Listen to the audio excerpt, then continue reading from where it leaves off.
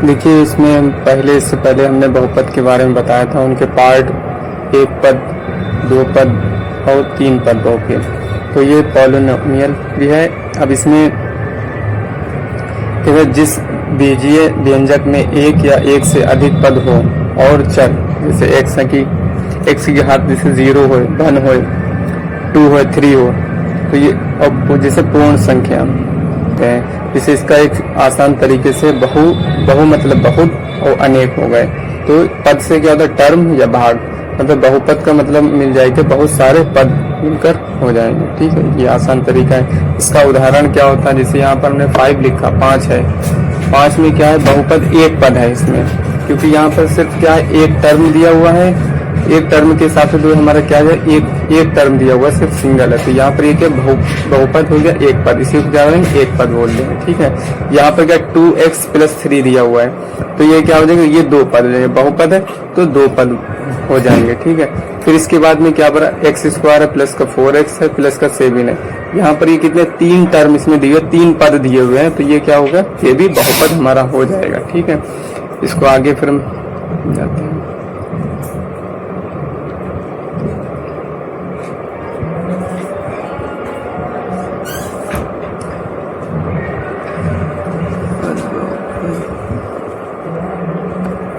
कौन से बहुपद नहीं है। ठीक है, जो नहीं बहुपद होते वो क्या होते, जैसे -1 होगा या 1/2 होगा या 2/3 होगा, ये वो बहुपद नहीं होंगे। क्यों नहीं हो, क्योंकि माइनस में हो जाएंगे। यहाँ पर 1/x दिया हुआ है, तो यहाँ पर क्योंकि यहाँ पर x की घात क्या -1 है, तो यहाँ पर ये क्या होगा, बहुपद, ये क्योंकि माइनस घात आ गई तो बहुपद नहीं होंगे। अंडर रूट में क्या है, अंडर रूट में x दिया हुआ तो x की मतलब होता है x की पावर, रूट को हम जब ओपन करेंगे तो 1/2 हो जाएगा। तो आगे क्योंकि यहाँ पर x की घात क्या हुई, 2 की पावर 1/2, तो ये भी नहीं होगा। तो मतलब क्या होगा, एक 0 यहाँ पर जब -1 होगा या 1/2 होगा या 2/3 अगर हो गया, अगर ये घातें x की पावर में आ रही हैं तो ये बहुपद नहीं होगा।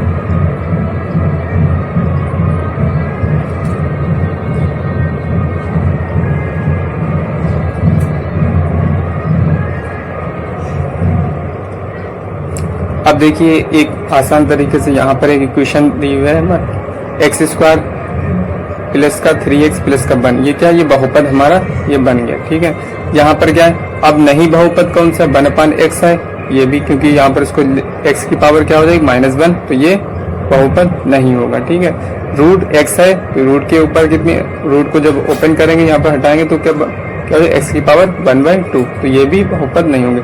तो इस अब ये सबसे आसान तरीका है बहुपद समझने का। सबसे एक चीज ये समझ लीजिए, नेक्स्ट पेज में सिंपल सा तरीका है, जहां पर x की पावर 0 होए, 1 होए, 2 होए, 3, ये तुम्हारे किस में लग गई, बहुपद में लग जाते। ठीक है, अब जहां पर x की पावर -1 होगा और x की पावर 1/2 होगा या x की पावर 2/√3 होगा, ये तुम्हारे क्या होगा, ये बहुपद नहीं होंगे। ठीक है, अब ये सबसे आसान तरीका है। ठीक है।